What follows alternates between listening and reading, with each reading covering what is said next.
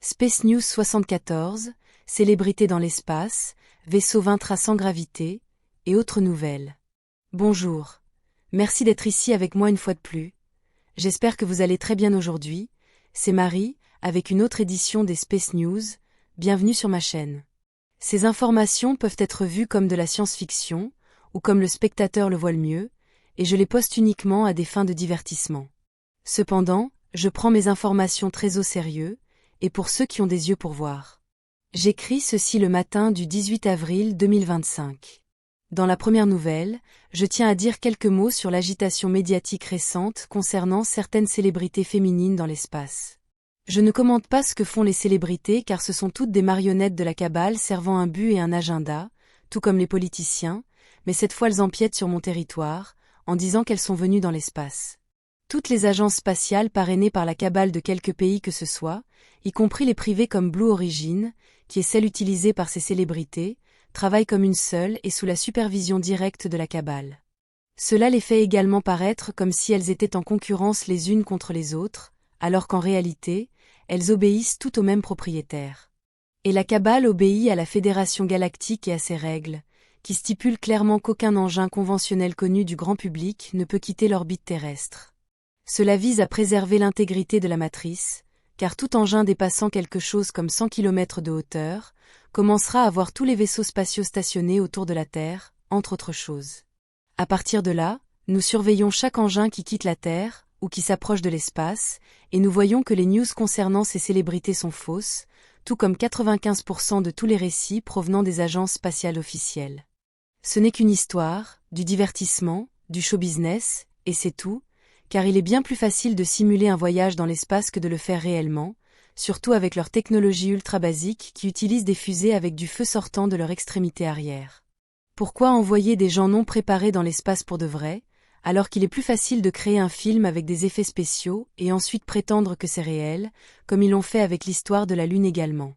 Et ils les ont soi-disant envoyés sans même la formation la plus basique nécessaire pour survivre à tout incident mineur, par exemple, une manœuvre à haute G, qui pourrait être nécessaire pour sauver le vaisseau. Comme vous le savez, les véritables vaisseaux spatiaux de la cabale sont gardés secrets et ne fonctionnent que par le biais du programme spatial secret, et avec le consentement direct de la Fédération Galactique et en coopération avec les Alfratans d'Alpha Centauri. Il y a beaucoup de discussions sur le prétendu dôme, qui ne peut être dépassé, en particulier dans la communauté de la Terre plate, mais aussi ailleurs.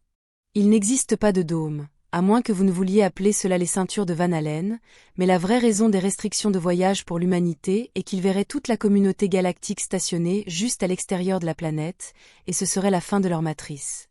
Cela est dû au fait que l'hologramme artificiel qui cache et filtre tous les vaisseaux spatiaux autour de la Terre, ainsi que toute autre chose indésirable, ne peut simuler avec précision qu'un espace vide en dessous d'une certaine altitude. Voir ma vidéo, pourquoi les vaisseaux spatiaux ne peuvent pas être vus, pour plus d'informations. Tout le monde se demande ce que cachent toutes les agences spatiales humaines, et pourquoi elles ne peuvent montrer la Terre que d'environ 100 km d'altitude, bien que cela puisse être légèrement plus élevé mais pas beaucoup, et aucune image au-dessus de cette altitude ne peut être faite, donc elles recourent à des photographies de la Terre, fausses et générées par ordinateur, et beaucoup de spéculations ont découlé de cela. Cette controverse s'étend également aux images d'autres objets dans l'espace, y compris d'autres planètes, des nébuleuses lointaines, des galaxies, etc., qui ont été trouvées par plusieurs chercheurs pour n'être que des peintures élaborées réalisées par des artistes rémunérés par les agences spatiales. Ce que la cabale cache, c'est nous, y compris l'ensemble des innombrables autres races stellaires stationnées en orbite terrestre et à diverses altitudes. Ne tombez donc pas dans le piège de leurs mensonges, la plupart des gens les prennent pour vrais, simplement parce qu'ils viennent d'une agence gouvernementale officielle et des médias officiellement acceptés. Passons à autre chose. Depuis l'incident où un vaisseau de transport Alfratan en route d'Alpha Centauri à Tegeta s'est perdu, et a été découvert plus tard comme ayant été détourné par des agents de la cabale, qui ont retiré de force 3 ou 4 boîtes noires censées contenir des entités astrales inférieures, nous avions chargé le vaisseau spatial de classe Toleka de première génération, Vintra, de transporter des personnes vers et depuis Alpha Centauri jusqu'à Temer à Tegeta. Principalement pour ramener chez eux les citoyens Tejet qui auraient pu être bloqués là-bas, alors que la tension montait entre les deux nations stellaires. Le vaisseau spatial Vintra avait bien rempli sa mission jusqu'à il y a quelques jours, lorsque sa gravité artificielle a de nouveau échoué, Et je dis de nouveau car c'est la 4e fois que cela se produit, et la pire. Ceux d'entre vous qui suivent mon groupe depuis un certain temps se souviendront que le vaisseau spatial Vintra a la très vilaine tendance à perdre sa gravité artificielle, avec les conséquences que vous pouvez imaginer. Elle ne perd pas la gravité dans tout le vaisseau en même temps, mais le fait par section car le système est compartimenté et possède plusieurs redondances, ce qui ajoute au mystère. Elle a été en cale sèche pour réparation à ce sujet, pas moins de 3 fois, et cela continue de se produire. Ce qui est curieux, c'est que des vaisseaux spatiaux beaucoup plus anciens de sa même classe, comme le Toleka ou le Rital, sont en service depuis des décennies et n'ont jamais perdu leur gravité artificielle. Lors de ce dernier incident, le Vintra transportait plus de 2000 personnes à bord lorsqu'il a perdu sa gravité artificielle dans les ponts passagers. De nombreuses personnes ont été blessées lorsque la gravité est revenue, car elles sont tombées au sol avec d'innombrables objets flottants de toutes sortes. Je ne peux qu'imaginer le désordre que cela a créé dans les cuisines par exemple. Et ensuite, après cela, la gravité a de nouveau échoué dans la même zone et n'est jamais revenue. Heureusement, le vaisseau était déjà en approche du port spatial de la planète Témer, donc les gens ont rapidement retrouvé de la gravité lorsque le Vintra est entré dans le champ naturel de la planète, et lorsqu'ils ont atterri. Les blessés ont été emmenés dans les hôpitaux locaux et les services de santé pour être soignés si nécessaire, et le vaisseau a été mis en cale sèche pour que ses systèmes de gravité artificielle soient vérifiés pour la 4e fois. Contrairement à la façon dont la gravité artificielle est représentée dans la science-fiction sur Terre, où elle est générée en utilisant la force centrifuge dans une partie habitée et rotative du vaisseau, un système très efficace mais obsolète, les vaisseaux spatiaux modernes utilisent un initiateur électromagnétique à ultra haute fréquence, qui génère un flux d'un pôle à l'autre, pressant ainsi tout objet entre les deux contre le sol. Ce système est très efficace et même simple. Les seuls trucs sont de savoir quelle fréquence exacte générer et d'être capable de la produire. Comme la fréquence utilisée est ultra haute, elle est totalement inoffensive pour la biologie. Comme le Vintra est hors service, encore une fois, nous travaillons maintenant pour voir quel autre vaisseau nous pouvons charger de faire le travail pendant que les choses se stabilisent entre les Alfratans et les Tégètes, si jamais cela arrive. Passons à d'autres choses connexes. La construction de 2 nouveaux hangars sur les sites de construction navale à Témer avance lentement, principalement parce que le toit a dû être modifié pour la 2e fois, car le toit semi-transparent agréable à la lumière naturelle qui avait été initialement installé provoquait un effet de serre indésirable dans l'environnement tropical de Témer. Lorsqu'ils seront enfin terminés, ils offriront plus d'espace pour la construction de plus de vaisseaux spatiaux, comme des engins de transport de passagers, car ceux actuellement en service sont largement insuffisants. Depuis mon arrivée au pouvoir en tant que reine Tégète, j'ai fait beaucoup d'efforts pour renouveler la flotte stellaire vieillissante de Tégéta, tant civile que militaire, bien qu'il n'y ait pas encore eu suffisamment de nouveaux vaisseaux construits jusqu'à présent, mais nous sommes toujours dans ma première année en fonction. En parlant de nouveaux vaisseaux, cette semaine, je me suis habillée de ma combinaison spatiale noire, avec une cape violette aux bordures dorées, et des talons au noir, et je suis allée inspecter en personne 3 des vaisseaux de ma flotte ici. Je suis d'abord allée voir l'Aldébaran nouvellement arrivé, et j'ai été émerveillée par le mélange de praticité d'un vaisseau de guerre, avec des commodités modernes dignes d'un yacht, qui jusqu'à présent ne pouvaient être trouvées que sur des vaisseaux spatiaux dédiés aux yachts, comme les 2 vaisseaux de classe Sadiq Leia.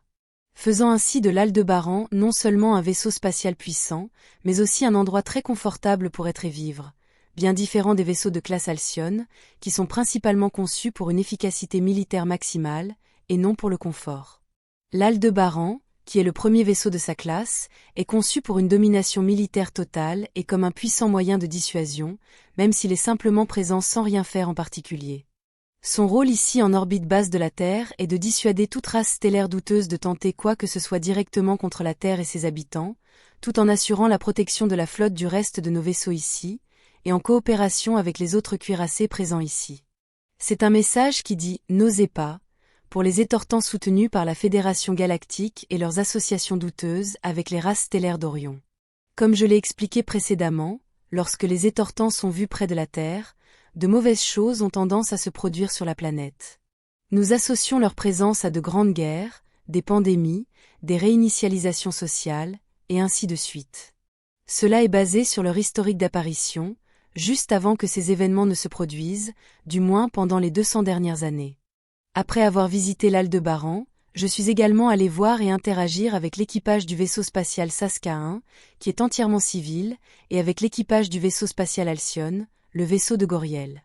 L'équipage s'est réuni pour me parler dans leur hangar principal du Saska-1, où ils ont exprimé leur grande motivation à continuer à travailler ici directement avec, et dans ma flotte, car ils sont l'équipe de maintenance qui maintient les autres vaisseaux en état de marche, sans avoir besoin de retourner à Témère pour des réparations, sauf si elles dépassent la capacité de l'équipage du Saska-1 à les effectuer ici et dans l'espace profond. Ils soutiennent et aident l'équipe de maintenance officielle de chaque vaisseau spatial, car ils ne peuvent pas toujours faire tout ce qui est nécessaire. Par exemple lorsque de gros composants doivent être remplacés, car ils peuvent avoir besoin d'équipements de grues lourdes, dont seul le Saska-1 est équipé. Et ils disposent également d'une flotte de petits vaisseaux de maintenance de service jaune conçus pour réparer l'extérieur des autres vaisseaux, équipés de bras et de mains mécaniques, et disposant d'équipements de soudage, et ainsi de suite. L'équipage du Saska-1 a déclaré qu'ils étaient heureux ici, et très motivés dans leur travail absolument essentiel. Je me suis ensuite déplacé avec mon vaisseau navette Suzy 4 vers le vaisseau spatial Alcyone pour interagir avec son équipage directement également. L'équipage de l'Alcyone m'est très cher car ils m'ont aidé dans mes moments les plus sombres lorsque je suis tombé très malade à la fin de l'année dernière. Ils m'ont également reçu dans leur hangar principal, mais contrairement à l'équipage très civil du Saska-1, qui s'habille normalement, l'équipage de l'Alcyone, étant un vaisseau de guerre, ils étaient tous habillés en uniforme de gala. Ils ont également exprimé leur grande motivation à rester ici au service, et j'ai eu la chance de dire bonjour à certains membres de l'équipage avec lesquels j'ai le plus interagi lorsque j'y vivais pendant quelques semaines pendant ma convalescence. Je continuerai à visiter les autres vaisseaux de ma flotte ici la semaine prochaine, car je veux être proche de mon peuple et voir leurs besoins et entendre leurs opinions. Passons à autre chose.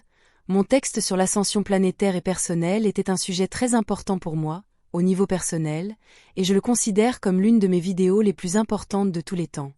J'ai beaucoup aimé l'écrire, et cela a été très émouvant pour moi.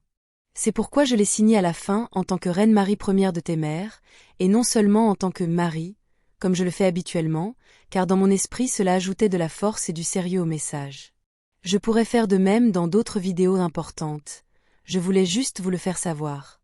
Je tiens à remercier une fois de plus mes sponsors.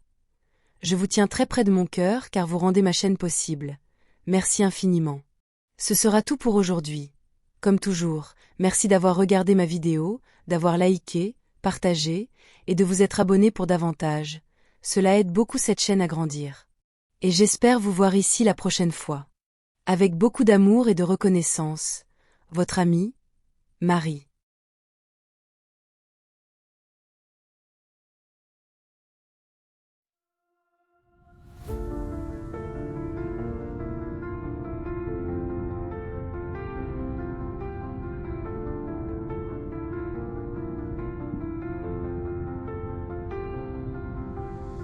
Dans l'immensité des cieux, nos rêves se déploient.